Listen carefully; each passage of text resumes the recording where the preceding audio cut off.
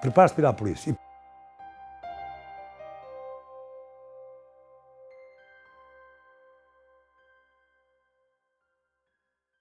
Fui detido com 18 anos, 18. Fiz os 19 na cadeia, depois faço os 19 em janeiro, depois saí em agosto. Portanto, fui ali a meio, mais ou menos, não é? Portanto, era um rapazinho muito jovem, cheio de boas vontades, cheio de energia, queria fazer coisas, portanto. E as pessoas sabem que, de uma maneira geral, isso é sabido, que um jovem de 18 anos não morre e nada lhe acontece. Portanto, eu tinha 18 anos, não morria e nada me acontecia, não é? O meu comportamento era mesmo esse. O meu e da rapaziada com quem eu me entendia e me dava. Tudo gente revoltada, tudo gente a querer fazer coisas, tudo gente, mas que não tinha aquele mínimo de respeito pelas tais regras conspirativas, não é? Que, efetivamente, não se teve esse respeito. E pronto, e depois pagou-se daquela maneira. Como não podia deixar de ser, de resto. Isto é uma avaliação que é feita um pouco, enfim, já mais para a frente, não agora, mas já muito mais para a frente, percebo então que houve uma série de asneirada que foi feita, portanto, e depois deu no que deu. Eu queria realmente participar, fazer coisas, queria, eu e os outros, não é? Posso adiantar que no meu processo estavam 8, tirando eu estou a separar um, que era o controleiro, não é? Que esse teve, tanto quanto eu percebi, agora já não recordo bem, mas eu penso que ele teve um processo à parte. Portanto, nós 8, era um bocado ali, digamos, tipo ratos, fomos apanhados todos juntos e, portanto, aquilo vai tudo da cadeia. E o outro também, não é? O outro companheiro também foi. Este meu sentir tem uma origem familiar. Eu fui criado com os meus avós maternos e havia um sentimento da parte do meu avô, digamos, o homem da família, a minha referência de homem, não é? Também, não é? Era um homem que não tinha formação, lia pouco, não tinha formação, mas tinha um sentimento, e esse sentimento, de alguma maneira, ele passou-me, a mim. Que era um sentimento, eu vou dizer desta maneira, para se perceber, anti-padres. Já a minha avó, a senhora que me criou também, não é? Era uma mulher temente a Deus e, enfim, toda a vida dela eu lhe conheci essa devoção. Pronto. Mas ele, até porque eu era jovem, interrogava muitas vezes e fui sempre uma pessoa que, enfim, convivi sempre com um ponto de interrogação à frente, no mundo que me rodeava, fazia perguntas a mim próprio e às vezes não encontrava respostas, outras vezes encontravas, outras vezes perguntava, tinha essa curiosidade. E, portanto, esse meu avô, de alguma maneira, marcou-me com esta coisa dos padres, sem que ele soubesse explicar. E eu também não conseguia muito bem entender, percebia que o padre ali tinha uma função qualquer estranha que eu não entendia. Pronto, essa é uma particularidade. A outra particularidade, a história que se contava era o meu pai tinha uma tia, que eu conheci ainda, não é? Uma tia que eu conheci, que era a minha tia Madalena, tia do meu pai e minha tia em segundo grau. E essa tia Madalena, a história que se contava dela, que era uma história muito curiosa, era que ela, como se dizia nesse tempo, casou bem. Era gente muito humilde, casou com alguém ligado ao direito. Não sei se era advogado, se era solicitador, enfim, tinha uma função, enfim, uma função que para a altura era uma função, enfim, com algum destaque. Tiveram dois filhos. Um chamado Oscar e outro chamado João.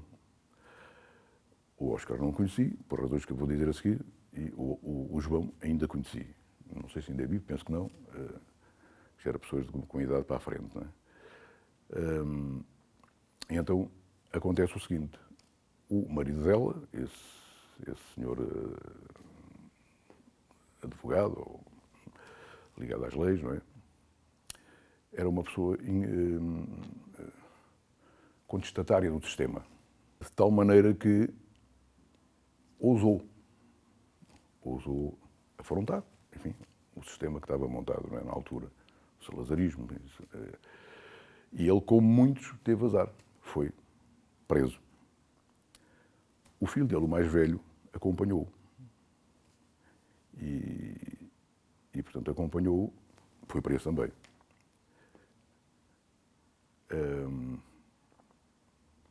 Na cadeia, tanto quanto sei, não foram bem tratados, antes pelo contrário, isto é um eufemismo, não é? Portanto, foram maltratados, francamente maltratados, a ponto de a polícia, enfim, a PIDE, os soltar, já muito debilitados, porque se perspectivava, digamos, o seu falecimento, e foi isso que veio a acontecer.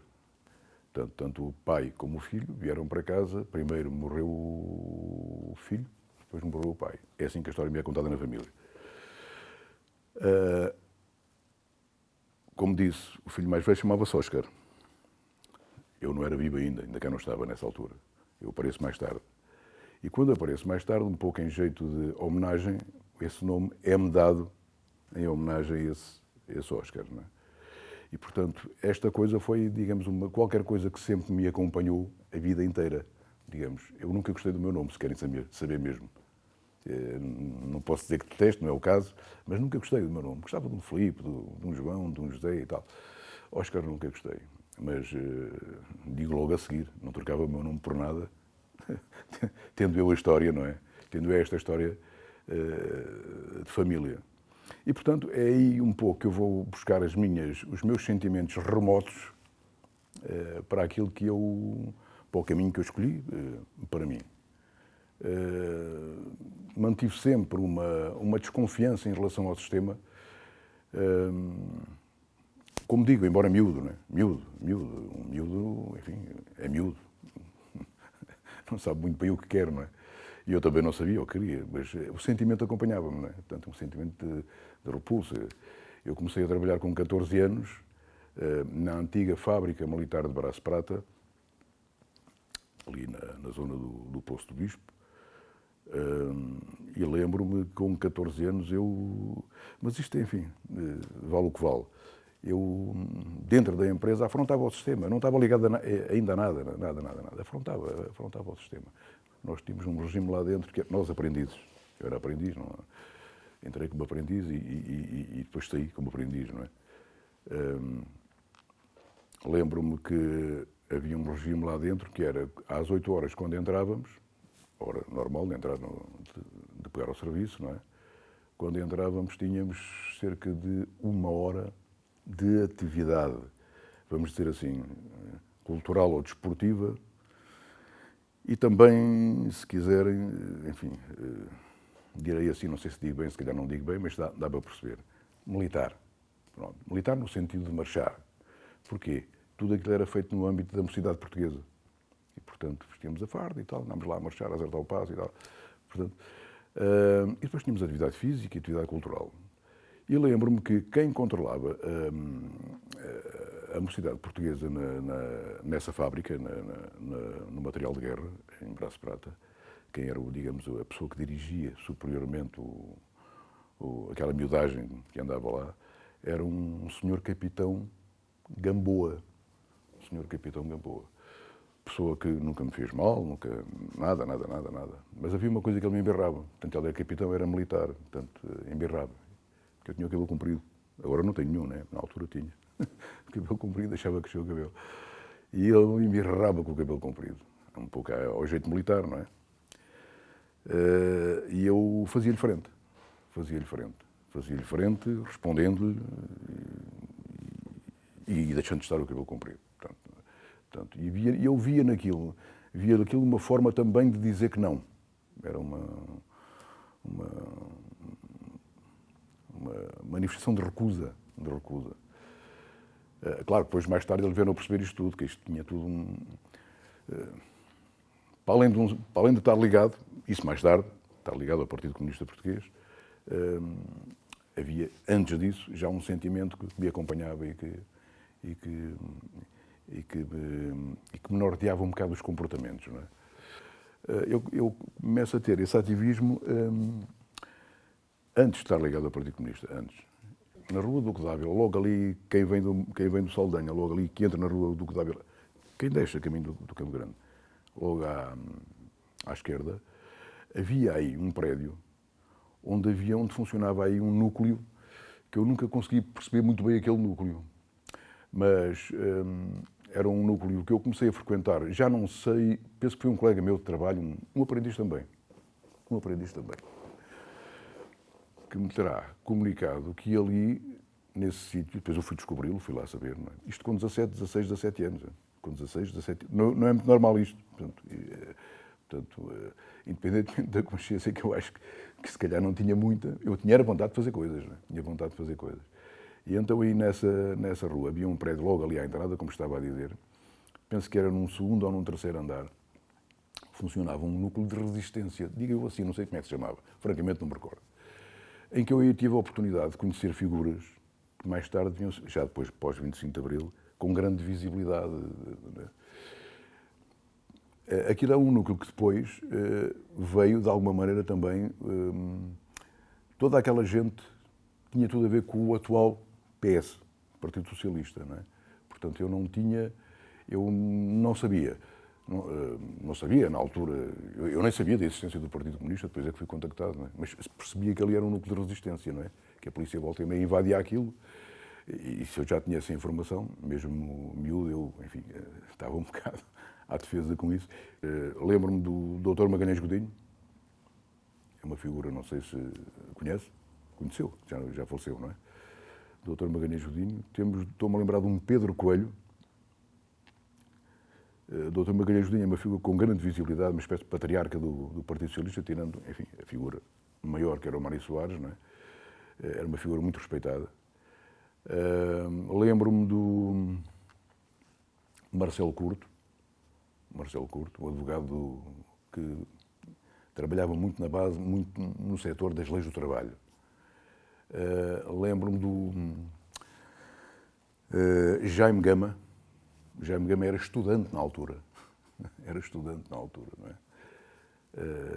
Bom, e aparecia lá mais gente que eu agora não recordo. Lembro-me destes, foi as figuras que retive assim com mais. E então, todos os sábados havia lá um colóquio. Um colóquio em que se tratava um tema sempre no âmbito político. E, portanto, aquilo chateava a PIDE e a PIDE volta e meia fazia lá incursões. Isso eu sei. Eu nunca vi lá a PIDE. Nunca a vi lá. Mas não é difícil imaginar que a PIDE lá ia, não é? Tratando-se de quem se trata e tratando-se das figuras que lá estavam, que depois eu percebi melhor mais tarde. Mais tarde percebi essa coisa toda um bocadinho melhor, não é? E, portanto, essa foi a minha primeira busca. Eu não diria que me sentia mal, sentia-me muito bem ali. Tudo que fosse afrontar o sistema, para mim estava bem. E ali sentia-me muito bem. E de tal maneira me sentia bem que a minha frequência era assídua. Particularmente era assídua. Assídua no sentido de todos os sábados lá ir, porque sabia que todos os sábados havia aquilo. A ponto do próprio doutor Magalhães Godinho, de alguma maneira, ele devia achar piada, quer dizer, um rapaz tão jovem ali, de modo próprio, não é? A não ser que ele desconfiasse de alguma coisa, porque havia sempre o lado da desconfiança, não é? Que é este fulano, veio amante de quem, não é? Portanto, a PIDE estava em todo lado, não é? Pronto. Eu nunca percebi que fosse assim. E penso até que, em determinado momento, o próprio doutor Magalhães me adotou. E fiquei ali uma figura, enfim, que ele me tratava com algum carinho. Não me recordo de ele me ter passado a mão para a cabeça, que ele era um pouco mais baixo que eu. Eu já nessa altura era assim, um bocado encorpado. E pronto, e foi uma figura com quem eu tive sempre enquanto lá estive, não é? Uma relação de respeito, de muito respeito, porque percebia que era uma figura, sei lá, perseguida. E isso percebia-se bem, não é? Mas não era só ele, portanto, ele era a figura talvez central. Bom, e depois então há um momento em que sou abordado por Luís Paes com muito jeitinho, enfim, como estas coisas se fazem sempre. Ele, um jovem como eu, ele é mais velho que eu, 2 anos, eu na altura tinha 18, ele teria 20, eventualmente. Portanto, eu devo ter sido aliciado aí em abril, mais coisa, menos coisa. Portanto, eu tinha 3 meses de partido quando fui preso. 3 meses. Ora, tirando o meu ativismo e tirando a minha vontade de fazer coisas, eu não tinha mais nada. Não tive tempo para ganhar aquela bagagem que nos dá aquela sustentação do saber para onde vou e o que quero, não é? Havia encontros com o funcionário clandestino, isto, enfim, é corrente. E depois, pronto, durante esse período houve realmente atividade, houve uma forte atividade, eu participei fortemente em atividade, juntamente com os outros, mas de uma forma despreocupada. Do género levantar às 3 da manhã para ir pôr vinhetas e papéis na estação do comboio, que as pessoas de manhã iam e apanhavam aquilo, os que apanhavam, que as pessoas tinham medo, não é? Fazer inscrições das paredes. À noite era estudante noturno. E lembro-me de ter entrado, eu mais um grupo, dentro da Afonso Domingos, à noite, mas não, à noite, mas à noite, de madrugada, vamos dizer assim, de madrugada, não é? E fazia lá umas pinchagens, depois falava-se muito no nitrato de prata, que aquilo não saía, quer dizer, picava-se o nitrato de prata, não é? Saía o nitrato de prata, mas depois ficava lá picado, a frase ficava na mesma. E pronto, e aquilo era tudo um gozo pecado. Sabia que podia ser preso e se calhar tinha noção, eu nem sei bem dizer, sabe? E se calhar tinha noção, mas tudo aquilo era visto de uma forma desportiva. Interessa fazer coisas, fazer. Lembro-me que numa dessas vezes ali em Marvila, o guarda noturno, que hoje já se vê pouco, mas nessa altura havia, não é? O guarda noturno subia, não é? Mete o apito na boca e começa a apitar e a malta toda, enfim, a abrir porque pronto, estava... Quando o guarda noturno apitava, a polícia vinha, não é? E nós fugimos todos, quer dizer. E ali não havia só material de pinchagens, havia também, eu lembro-me que havia também avantes, não é? Já não sei que propósito é que levámos aquilo, mas levei. E fomos a correr, fomos para Moscavide, éramos de Moscavide, todos, não é? Chegámos a Moscavide, fomos ao jardim, o jardim tinha um lago, foi tudo destruído de avanços e não sei o quê. E aí ganhámos medo. Eu e eles ganhámos medo. E fizemos isso assim um bocado desajeitadamente. A prisão ia a sair de manhã. Ia a sair de manhã para o trabalho, que fazia todos os dias. E às 7h30, o comboio era às 7h25 para as 8, mais coisa, menos coisa. Aquilo estava tudo já afinado em termos de rotina diária, não é? E penso que foi às 7h30 mesmo. 7h30 mais minuto, menos minuto. Estava a sair de casa, porque a estação era perto. Portanto, mais 5 minutos estava no comboio. E, portanto, estavam 2. Eu penso até que 3. Mas 2 abordaram. Um agarra-me de um lado, outro agarra-me do outro. E sou avisado imediatamente. Se tentares alguma coisa, levas um tiro, que eu tenho aqui uma arma. Pronto. E o que é que eu faço? Não faço nada. Deixei-me estar sossegadinho, quietinho, percebi tudo, não é? Percebi tudo. Pronto, depois foram lá à casa, lá tinham uns avantes e uns materiais guardados, lá foram dar com aquilo, levaram, pronto. Penso eu que aquilo também constou no processo, não sei, quer dizer, não me recordo já. Nunca tive essa curiosidade de ir à Torre do Tombo pedir o meu processo. Eu já tive essa oportunidade, mas nunca o fiz. Depois levaram-me para António Maria Cardoso, mas na António Maria Cardoso foi de passagem. Foi absolutamente passagem. Não sei porque é que foi. Sei que entrei, sentei-me lá num banco, trataram o que tinha tratado, depois fomos para Caxias. Quando chego a Caxias, entro no espaço da prisão, encaminham-me lá para dentro, para um hall grande, um banco redondo de um lado, um banco redondo do outro. E agora não recordo, quando eu lá chego, se o Luís Pais já lá estava, se chegou depois de mim. Eu sei que nós estivemos frente a frente. E então, ingenuidade nossa, não é? Portanto, pequenos sinais um para o outro. Mas aquilo era... Eu hoje rimo disto tudo, quer dizer, hoje rimo disto. A olhar um para o outro e tal, mas sinais. Sinais do quê? Olha, estás cá dentro, quer dizer... Isto a aguentar agora. Pronto, foi essa a coisa, entramos, estivemos ali e depois pronto, fomos colocados nas celas de isolamento à volta de 2 meses e meio. Não chegou a 3 meses. Normalmente o isolamento era 3 meses, o máximo, não é? Embora eles pudessem não respeitar essa norma, que era deles, que eles aqui inventaram, não é? Eu penso que era 3 meses. Eu tive cerca de 2 meses e meio. Não tanto por aquilo que eu tinha a dizer, porque não tinha muito, como já se vê, 3 meses de partido, o que é para contar? Nada, não é? Ou muito pouco. A rotina era estar fechado num espaço pequeno e inventar, e dar comida aos pardais, porque eu estava virado para trás ainda por cima. Quer dizer, se tivesse ficado numa cela virada para a frente, ainda podia ver ali a Foz do Tejo e tal, aquela coisa lá longe e tal. Esticar a vista. Não. Para as traseiras com um muro em frente. Os pardais passavam ali, bocadinhos para os pardais. Era uma forma de entreter.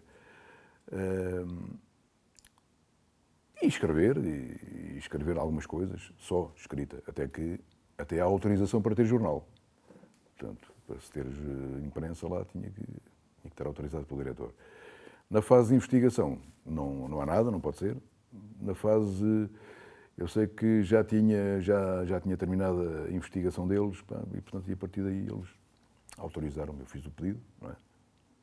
Como sempre se fazia, e passei a ter jornal na cela. Havia o Reduto Norte e o Reduto Sul. O Reduto Norte era onde estavam as celas, era o estabelecimento prisional. E o Reduto Sul era onde estava a PIDE, onde a PIDE trabalhava os seus gabinetes, os gabinetes de tortura, lá, tortura digo eu, eles davam outro nome àquilo, não é? Os gabinetes de investigação. Portanto, cá embaixo, no Reduto Sul, era só PIDE. No Reduto Norte, era mesmo a prisão. Os caras entravam, os caras que iam buscar os presos, chegavam eu penso que até entravam de frente e depois lá dentro conseguiam dar a volta.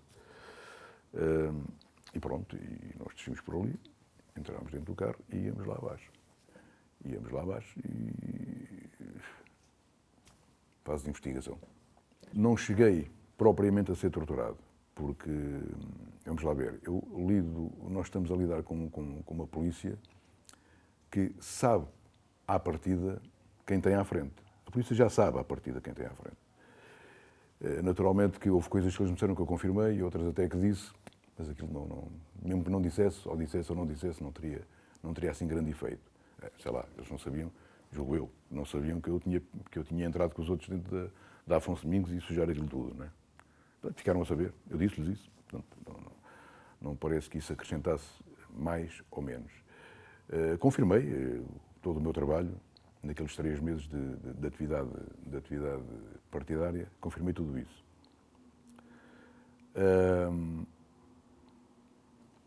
Mas,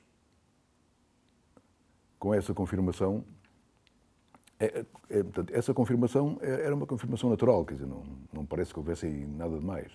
Nada de mais. O que nem acrescentava, nem tirava, por uma razão. Só por uma razão, não é? O que a PIDE queria realmente não era isso. Isso eles já sabiam. O que a PIDE queria era aquilo que não tinha. E o que é que queria e não tinha? Era as casas do partido, eram as tipografias, era a gente, enfim, com maior peso político, enfim, do partido. Isso eles não tinham. E aqui não tinham, não podiam ter. Eles sabiam que não tinham. Eu não era muito respeitador das tais regras conspirativas, não é? Mas quem está por cima anda há muitos anos naquilo, portanto, e essas regras norteiam toda a ação. E, portanto, jamais eu seria informado de uma casa do... Jamais. Eu ou outro qualquer da minha condição, não é? Portanto, quando se diz que a PIDE é que ditava as sentenças, formalmente eram os juízes, mas isso era na formalidade, quer dizer, eram eles que diziam, eram eles que davam a sentença, mas era a PIDE que as decidia, de certeza absoluta, quer dizer, não podia ser de outra maneira. Não podia ser de outra maneira. Lembro-me de um advogado da nossa praça, dessa altura, que era o Dr. Macaísta Malheiros, que era advogado. Eu não me lembro do meu, nem sei quem era, não me recordo quem era o meu advogado. Mas o advogado do Jorge Gomes, que era um dos componentes do processo, um dos integrantes do processo, que era o Dr. Macaísta Malheiros, eu lembro do Dr. Macaísta Malheiros gritar com o juiz. E houve realmente uma frase que eu não esqueci. Ele, ao gritar com o juiz admoestou, não é? Portanto, advertiu. Está a gritar com o juiz. E ele disse qualquer coisa como isto que achei um piadão. Eu não estou a gritar, estou-me a fazer ouvir. Aquelas formas habilidosas que os advogados tinham, enfim, de se movimentarem. O que é que eu notava, por exemplo, o que é que eu notei, fiquei com essa convicção, é que todos aqueles advogados que nos defendiam eram advogados ligados à Comissão Nacional de Socorro aos Presos Políticos, que era uma estrutura que existia na altura, que foi criada para nos dar apoio, a nós, aos presos políticos, não é? Apoio jurídico. E, portanto, toda certeza que um advogado de direita não estava lá. Portanto, toda aquela gente era de esquerda ou tinha conotações, ou tinha uma proximidade muito grande com o pessoal de esquerda e sensibilidade nesse sentido. De modo que, o que é que eu via? Ou o que é que eu sentia ali no meu caso, no meu processo, o que é que eu senti? Senti que os advogados, nós estávamos a ser julgados. Portanto, não podíamos dizer nada. O que é que nós íamos dizer? Nada. E eles faziam o papel deles, que era também, digamos, um pouco ao jeito deles e à maneira deles, e dentro do que podiam, também manifestar ali. E então havia estas tiradas, não é? O advogado a gritar com o juiz, era o que podiam fazer, não é? E percebia-se que aquilo também era uma contestação. E a coisa funcionava assim. Portanto, nós saímos do isolamento e passamos ao regime normal. Era assim a designação. O que é o regime normal? O processo já está instruído e, pronto, agora só falta a pena, saber se fica, se vai. Não é? E então passamos ao regime normal. Ou seja, o que é o regime normal? É o convívio com os outros presos. Portanto, eles preenchem as celas, não é? Que chamam salas. E lembro-me de um camarada meu, que era o José António Esteves Louçã, ainda me lembro o nome dele, estar deitado na cama com um livro à frente. Há coisas curiosas, não é? Portanto, está deitado na cama, naquelas camas com uma cama por cima e outra cama por baixo, ele está na cama de baixo e eu estou sentado na mesa. E estou a vê-lo e ele com o livro à frente. E ele baixa o livro e diz assim, epá, estamos mesmo presos. Pá. O senhor está a imaginar o que é isto? Isto é a constatação, porque até ali foi uma aventura. Ela a sentir isso. Nós sentíamos um pouco isso, todos nós, jovens, sentíamos um pouco. Ele materializa este sentimento desta maneira. Assim, mas caralho, coisa curiosa, ele dizer isto desta maneira, estamos mesmo presos. Portanto, já estava a entrar numa fase de saturação em que a realidade era aquela, não era outra. Depois, em Caxias, eu peço para ir para Peniche. Com a condenação, o processo são 8, tirando o controleiro, que é um caso que eu entendo que é mais... Entendo porque não se mistura connosco, não se mistura. Depois do julgamento, fomos todos condenados. O Luís Paes a 2 anos de pena maior. Eu, ao bocado, estive a olhar para aquela, enfim, para o livro que lá tem da relação dos presos e das penas e tal.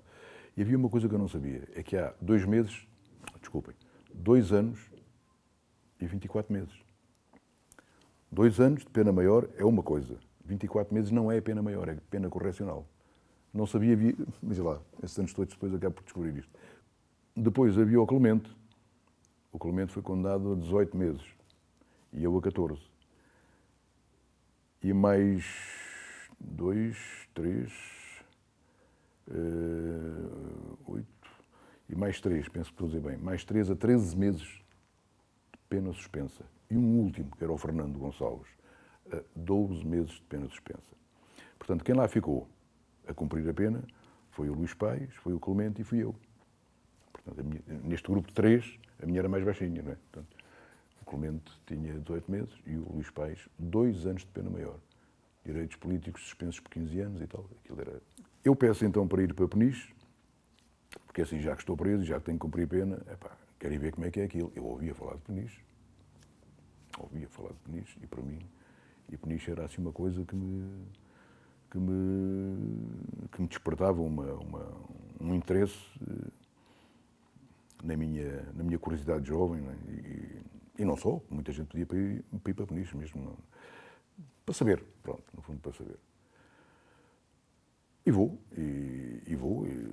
pedi para ir, autorizaram, fui. Aliás, Peniche é uma prisão de cumprimento de pena, não era de investigação. Aliás, era só para cumprir pena, não é? Portanto, eu como tinha que a cumprir, eles, enfim, aceitaram e lá fui eu. Eu, o Clemente e o Luís Paes. Faço anos em janeiro, eu fiz os 19 anos, já em Peniche, portanto. E eu lembro-me de ter passado lá o ano, sim, concretizei, digamos, um sonho que era meu, que era olhar para aquela gente de frente e ver lá alguns ícones da nossa resistência. José Magro, Denis Miranda, Canais Rocha, Dias Lourenço, António Gervásio. Portanto, talvez de todos estes o Dinis Miranda seja o menos conhecido, talvez, não é? Talvez seja o menos conhecido, mas era uma figura, enfim, com bastante peso. Tudo gente da direção do partido, não é? Que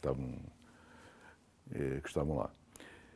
O célebre Daniel Cabrita, um dos fundadores, tal como o Canais Rocha, penso eu, da CGTP. Fundadores, gente trabalhando na fundação. E, portanto, tudo isso foi um deslumbre para mim, conviver com aquela gente, e olhar para eles e ver que são pessoas como eu, mas são pessoas com uma determinação, quer dizer, que me impressiona. Eu sentia-me muito pequenino, acredito que é mesmo assim, sentia-me mesmo pequenino ao pé daquela gente, com um passado francamente heroico. Eles não gostavam muito deste tratamento, mas eu acho que é mesmo, é de justiça, não é? 18 anos, és um jovem, e quando se está no meio daquela gente, para mim é um deslumbre, não é? Para eles não. Eles têm muitos anos de cadeia, muitos anos de cadeia.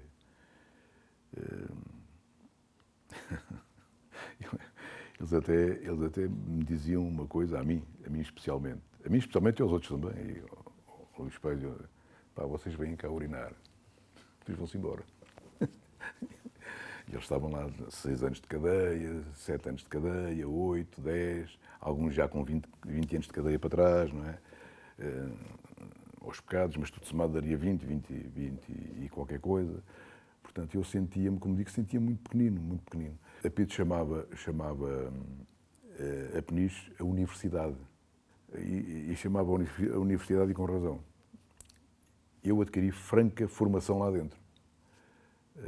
Sei lá, quando se fala em marxismo, eu não sou um marxismo de pés à cabeça, eu não sou marxista de pés à cabeça, não é? Não sou, falta muita coisa para ser um marxista. Acho que aquilo é quase um curso superior ou 2 cursos superiores, que eu não tenho nenhum curso superior, portanto não tenho. Mas pronto, aqueles aspectos mais simples, mais acessíveis, eram tratados lá regularmente, em pequenos cursilhos que aconteciam. Lembro-me que eu frequentei 2 cursos lá, 2 cursos pequeninos, não é? Que tratavam as questões essenciais, as dialéticas e tal, aquela coisa. Tudo às escondidas. Mas na altura a coisa estava um bocado apaziguada. Quer dizer, às escondidas na medida em que não se expunha. Mas, enfim, até tínhamos lá literatura dentro, alguma literatura que foi conseguida. Tínhamos lá filosofia de um tal Pulitzer e os de economia de um livrinho pequenino, não é? Com as questões básicas e essenciais do Jean Babi. Trabalhando na base dos capítulos, hoje está-se um capítulo que trata deste tema, e cada um fazia o seu, cada um semanalmente fazia a sua, semanalmente, hoje já não recordo, mas penso que era semanalmente, fazia a sua exposição em relação a um capítulo. Quando nós temos lá esses livros, eu lembro-me de ter havido uma conversa de um preso, um camarada lá, com alguém da direção da cadeia, não recordo já bem isto já não sei montar bem isto, não é? Em que há uma argumentação que vai neste sentido, quer dizer, não é possível esconder aquelas figuras centrais da filosofia e das economias, quer dizer, nós não somos economistas, mas não é possível esconder aquilo, toda a gente acaba por... Não é possível. E com as lutas conseguiram-se que alguns desses livros acabassem por entrar. É um bocado o apaziguar, está bem, então bem lá, calem-se. Isto é a minha interpretação, não sei se a coisa funcionava assim, não é? De uma certa cedência. E quando digo cedência, não é cedência. A cedência tem luta por trás, luta forte, não é? Portanto, quando há a cedência, chamou-eu cedência, daquele lado, houve uma atitude forte, houve uma luta forte, uma luta que às vezes é difícil e bem suada, não é? Bem suada. E, portanto, as coisas não caem de bandeja, foram conquistadas, não é? Dentro da prisão tínhamos uma forma comunitária de funcionar. Se a minha família me dava, por exemplo, 100 escudos, os 100 escudos ficavam na minha conta, mas alguém tomava o apontamento que eu tenho 100 escudos na minha conta. O fulano, a família dava-lhe 200 escudos, punha 200 escudos na conta. E alguém fazia estas contas, fazia somava, existe tanto. Ele não tinha o dinheiro, não podia comprar nada. Estes 100 escudos pedia aos funcionários da cadeia para comprar qualquer coisa, às vezes é necessário comprar qualquer coisa. uma revista imenso, imagino, uma revista, sei lá, agora não me ocorre mais do que isso. Os jornais tinham que ser pagos, não é? Portanto, e tudo aquilo saía daquela contabilidade central. Não é? Agora alguém dizia, pá, olha, agora avanças tu, compras tu isso, pronto, está, aí, existe tanto no tal, tínhamos essa participação comunitária. Qualquer coisa que entrasse, género de comida, bolos, qualquer coisa, era tudo para uma banca comum. Quem quisesse servir, não havia nada pessoal ali dentro, nada. Tirando as coisas pessoais, o relógio, a roupa, né? Pessoal, né? Não havia mais nada. Tínhamos regularmente, mensalmente, uma revista de imprensa. Uma revista de imprensa era um apanhado político da realidade do momento. Eu, como calculará, não tinha grande preparação para fazer esse trabalho, mas acompanhava e participava nas reuniões em que as questões eram tratadas. Portanto, um conjunto de toda a imprensa que era sendo recolhida, ir isso tomando apontamentos sobre ela, e depois alguém faria, digamos, a exposição da revista de imprensa e mensalmente tudo aquilo numa deriva formativa. A ideia era formar, era que as pessoas ficassem mais informadas, não é? Tínhamos higiene todas as semanas aquilo era integralmente lavado por nós, o espaço, o nosso espaço. E lembro-me que havia à noite, isto para finalizar, não é? Havia à noite uma coisa que era o petisco. O petisco aí portanto, as celas fechavam às 11, entrávamos dentro das celas, o guarda ia lá fechar aquilo tudo, cortava-se a comunicação e tal. E penso que às 10, penso que estou a dizer bem, às 10 havia o petisco. E o petisco era qualquer coisa que se punha lá, um bocado de queijo, umas fatias, e a rapaziada juntava-se ali à volta daquilo e conversando, ia petiscando e tal. Portanto, todos os dias isto era uma prática regular, não é? E lembro-me que, isso eu estava lá nessa altura, há uma altura em que vai um deputado da ala liberal, faz uma visita ao Forte de Peniche. Digamos, o regime estava um bocado acossado, um bocadão, dentro e fora. E a ala liberal não lhes facilitava a vida. Sá Carneiro, Miller Guerra, Balsemão, Magalhães Mota, eram os 4 da ala liberal. E esses 4 deputados faziam, digamos, se por um lado chateavam o sistema, e o sistema não simpatizava muito com eles, por outro lado, o Marcelo Caetano precisava daqueles homens lá para poder dizer, mas nós temos aqui uma oposição. O mundo, para dizer ao mundo, não é? Pronto. E então, nesta condição, eu lembro-me que houve uma ocasião, uma visita do Pinto Balsemão a Peniche, nessa altura, eu estava lá, e eu lembro-me que ele recebeu, dentro da cadeia, ele fez a visita porque foi autorizado por Marcelo Caetano, porque mandava, não é? Embora sendo deputado não tem o poder de estar na Assembleia e chatear. E lembro-me que ele esteve lá e quem foi do nosso... Ele recebeu um preso político, não sei se foi só um, mas pelo menos um recebeu. E esse preso político era uma figura, enfim, conhecida, que é o José Magro. Já não está entre nós, já faleceu há muitos anos. Isto traduz o quê? Traduz realmente uma cedência do próprio sistema. A saída da prisão foi, se quiser, posso lhe dizer assim, e às vezes pode ser até incompreensível, não é? Foi um bocado nostálgica, não é? Portanto, saí com um sentimento de saio, mas eles ficam. Foi uma coisa que realmente mexeu um bocadinho comigo. Eu queria sair, realmente, e saí, pronto, saí, cumpri, saí. Mas fico assim com um sentimento um bocado doentio, não é? Pronto. E esse sentimento acompanhou-me há algum tempo. Claro, depois veio o 25 de Abril, foi o explodir, foi a bomba, não é? Posso lhe dizer que notava dentro das pessoas com quem eu me dava, para mim foi uma alegria também voltar a ver as pessoas, a família, em casa, os meus sítios. Eu sou muito territorial, quer dizer, se eu nasci aqui eu tenho que cá voltar frequentemente porque eu gosto, quero reviver aqui os espaços, ver as coisas, ver aquele prédio, enfim, cresci aqui, até estava lá o prédio, quero vê-lo, não é? Portanto, funciona muito assim. E ali fui ver as pessoas, enfim, e conviver de novo com aquela rapaziada, com alguns estiveram presos comigo, depois tive a oportunidade de... Mas notava sempre alguma reserva, não desta gente, que eram jovens como eu, partilhavam do mesmo sentir que eu, sentir de jovem, não é? Notava que algumas pessoas, falando-me, convivendo comigo, tinham alguma reserva. Que eu tinha sido preso político, ou não é? Enfim, posso ser preso por outras razões, mas preso político é assim uma coisa muito chata, não é? Notava algumas reservas de algumas pessoas, não é? Que depois, pronto, depois se desfez, depois se foi desfazendo. Mesmo ainda antes do 25 de Abril, se foi desfazendo. O balanço que eu faço é assim, eu diria que se conquistou a democracia, era a grande luta, não é? Se conquistou a democracia. Eu, sendo do Partido Comunista, almejo uma sociedade mais igualitária, mais, enfim, não tenho dúvidas que no momento em que estamos, no momento humano em que estamos, enfim, não tenho dúvidas que isso é um bocado utópico, não tenho dúvidas nenhumas, há aqui muita utopia nisto, mas eu gosto muito desta utopia, gosto de viver nela, não é?